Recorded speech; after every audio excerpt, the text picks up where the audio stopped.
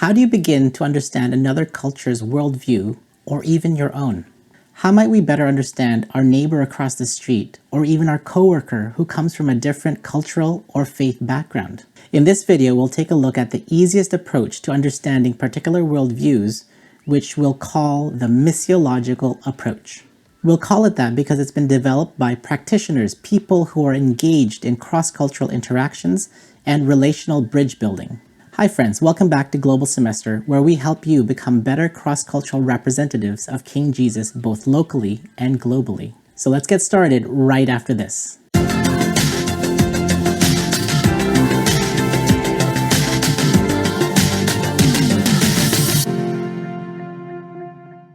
From the previous video, we noted that worldview is the lens through which we perceive and respond to reality. It's what's embedded deep within our cultural icebergs. And it's the default setting that we don't normally notice or talk about, like water for fish or air for human beings.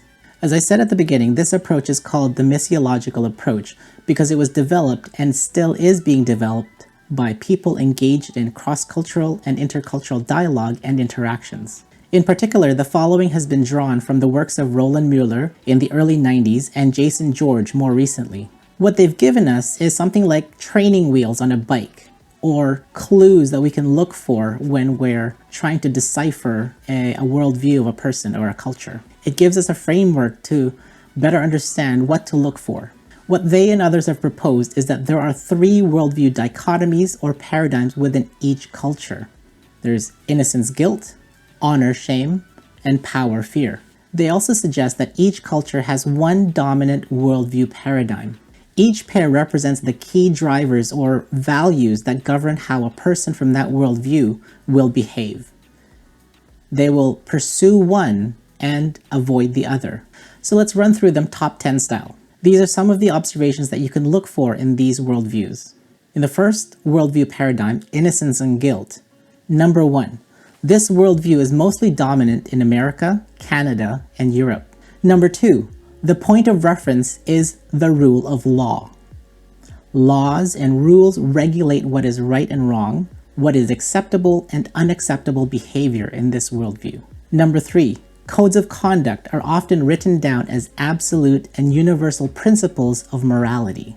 Number 4, normalizing these principles and laws or teaching them to others in society is by propositional reasoning or by referencing an authoritative text like the Bible or the Constitution or a science textbook, or by citing a one-liner or a quotation from a famous person or authority. Number 5, each member of this group is expected to internalize these laws to help guide their morality and conscience. Number 6, everyone in this group expects everyone else to obey the laws and to do what is right, all on their own, by themselves.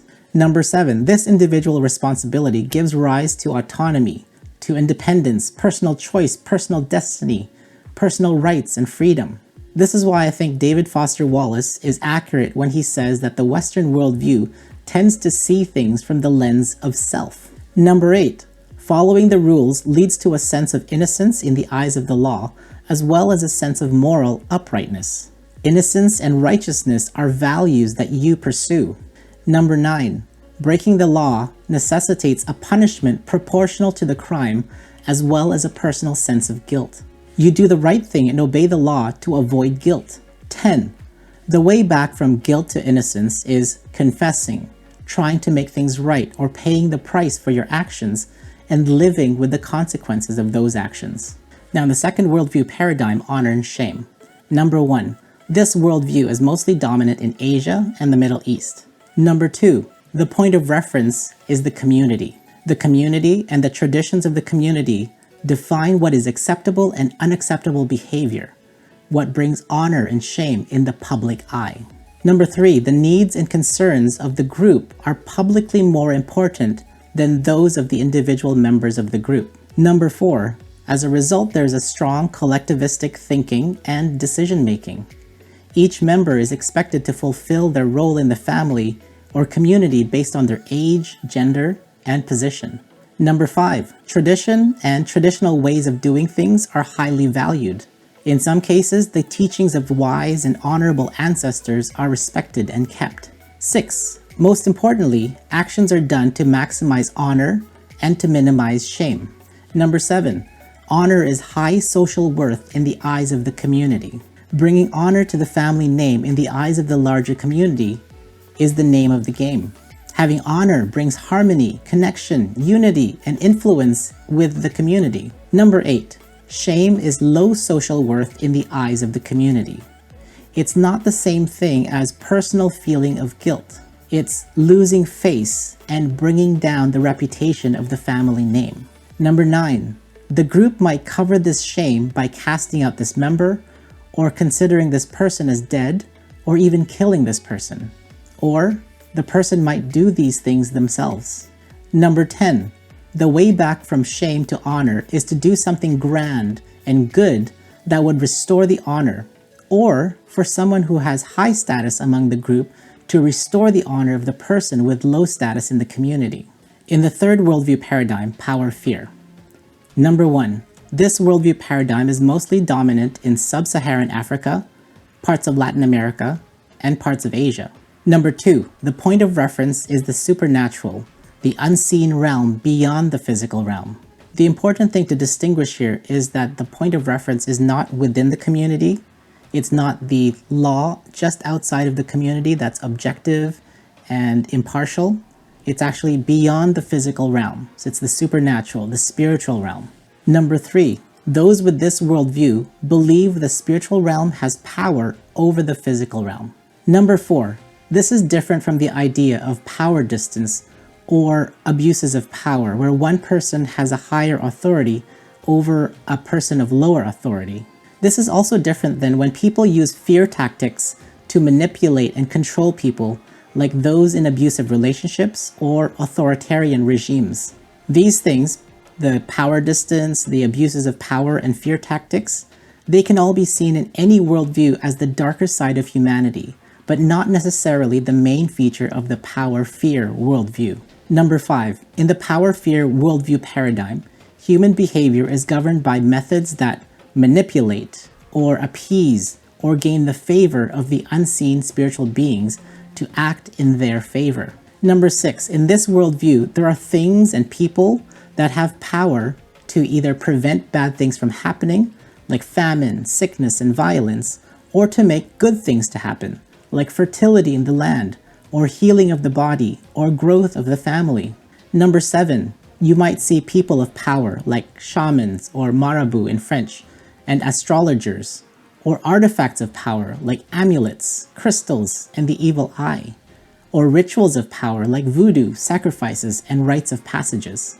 Number 8, overall, people are drawn to these people of power, these artifacts, and these rituals of power to protect from sources of fear. And there are at least 4 main sources of fear: other people who might steal, kill, and do violence, evil spirits who are capricious and fickle, the natural world that can cause disasters, famines, and sicknesses, and the uncertain and insecure futures. Number 9, actions are done to maximize power and control over the natural world and to alleviate the fear caused by the ever-changing and unpredictable circumstances. And finally, number 10, the way back from fear to power is to have someone or something from the spiritual realm that would empower and embolden people to cultivate creation, communities, and culture with care instead of living in fear. So here's the thing about these 3 worldview dichotomies or worldview paradigms.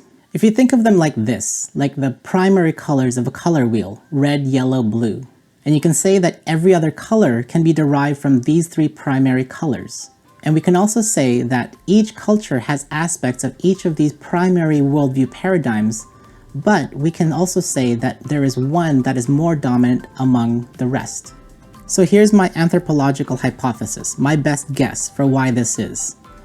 Imagine thousands of years ago, before the internet, before planes, trains, and automobiles, before ships and horse-drawn carriages, there would have been thousands or tens of thousands of communities that lived in isolation from one another. One generation after another, for centuries or millennia even, each community discovered which values worked to create order, harmony, and relative stability within the community. For some communities, the values of honor and shame created stronger bonds within families and groups of families. For other communities, the values of power and fear were passed down as survival mechanisms amid harsh environmental conditions and unpredictable futures. For others, the values of guilt and innocence rose to the top to create the most efficient way to limit destructive behavior within these communities. Then people within these communities started traveling, interacting, trading, and intermarrying among other communities. Then over time, this larger group developed a dominant strategy to create harmony between tribes and villages. This persisted, creating a culturally dominant paradigm among these groups. Then conquest and conflict, along with greater ability to travel, by camel, by horse, by boat, created more intermingling and interaction, but each larger group retaining their default worldview paradigm while adopting little of the paradigm of the other culture. Perhaps the more dominant culture didn't take on more of the dominated culture because they probably didn't see the need to take on the values of the quote-unquote lesser people. And on the other hand, the conquered cultures didn't take on much of the values of the conquering cultures as a form of resistance and subversion. Then decades and centuries later, further catalyzed by international conflict, technological innovation, migrations, and globalization, there are now more intercultural interactions than ever before. Each culture will still retain their dominant worldview paradigm, but there is now more room for each culture to learn from each other's values. It's now up to us to choose whether or not we will open our eyes to see as another sees, whether or not we will open our hearts to empathize with the experiences of the other, and whether or not we will open our arms to embrace and welcome the other. Whether you're Gen Z or Gen Z, Millennial, Gen X, Baby Boomer, this is the generation that can make the greatest impact to create peace, harmony, restorative justice, and right relationships, not only for our futures, but for the futures of our children and their children's children. So comment down below, tell me what you think of this hypothesis. I know it's a very simplified explanation why each culture might have aspects of each of the three worldview paradigms, but I hope it's an intriguing proposition at least. If you found this video helpful, hit the like button and comment below on what was new for you and thought-provoking. And if we're meeting for the first time, consider subscribing and hit the bell to be notified when the next video comes out. In the next video, we'll explore how these three worldview paradigms can be seen in a simple passage of the Bible. And if you have any questions, write them in the comments below or send us a message on the back end of our channel at globalsemestermedia@gmail.com. We're planning a question and response video in the coming weeks that will air around December 2020. So until next time, stay safe, be kind, and do things that would bring honor to King Jesus. Shalom v'chesed ve'emet, my friends.